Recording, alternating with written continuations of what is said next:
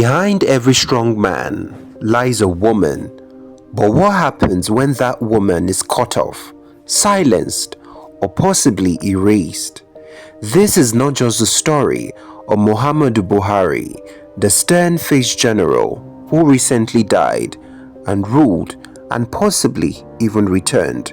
This is the untold chronicles of Safinatu Buhari, the woman who walked with him into power and was quietly left behind. What really happened behind the high walls of Dondan Barracks and the silence of Kaduna? Kindly subscribe now to Everything Sociology 24. My name is Odi Godwin Agbaka. You can like, comment, share, and turn on the bell because this is history with a pulse. In Lagos, a young military officer, Major Muhammadu Buhari, visits the home of his close friend, Major General Shehu Yaradua. There, he met a shy, intelligent 14-year-old girl, Safinatu Yusuf Mani. She was born in Jos in 1952 from royal Fulani lineage. Her father was a trusted aide to Nigeria's political elite. Her smile was described as warm, her ambition fierce. But the Civil War came, and so did duty. Their union waited until 1971, when Buhari, now rising in the military, married Safinatu just 2 days after her graduation from Teachers College in Katsina. She was 18. He was already on the road to greatness. They would have 5 children, namely Zulaiha, Fatima, Musa, Hadiza, and young Safinatu. But fate had plans of its own. January 1st, 1984, the military had struck again. The fragile Second Republic collapsed under the weight of corruption. A new sheriff had arrived. General Muhammadu Buhari, stoic, principled, unrelenting, became Nigeria's head of state. And by his side, his wife, Hajiya Safinatu Buhari. Quiet but elegant, soft-spoken yet striking in presence, she hosted dignitaries. She kept the home. She began compiling traditional Hausa and Fulani recipes into a cultural cookbook, one that would later become a published legacy. But beneath the glamour of power, something was cracking. August 27th, 1985, a betrayal from within. Buhari was overthrown in a bloodless coup, led by his own Chief of Army Staff, General Ibrahim Babangida. The strongman was now the prisoner. Dondan Barracks became memory. Power vanished. But Safinatu, she remained loyal.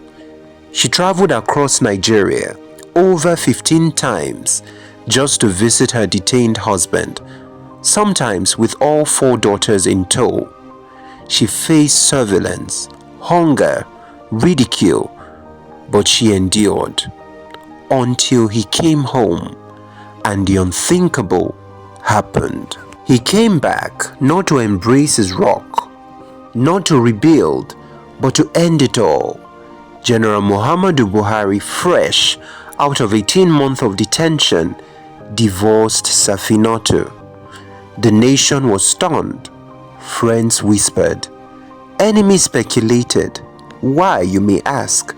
Some say she maintained contact with Babangida's regime despite Buhari's explicit warnings. Others say she accepted gestures, small helps to survive the harsh years of exile. Some claim she tried to help reconcile Buhari with the man who jailed him, IBB himself.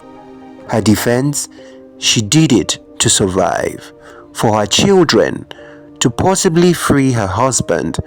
But for Buhari, it was betrayal, emotional, personal, possibly unforgivable. And there was another shadow. She never bore him a son. Was it about politics Or was it about pride? Now alone, Safinatu was forced to leave the government house, homeless, struggling, and watched by IBB's Secret Service. She moved to Kaduna, then to the outskirts. She farmed to survive. She sold vegetables. She watched 14 of her cows get stolen. Her children were mocked at school.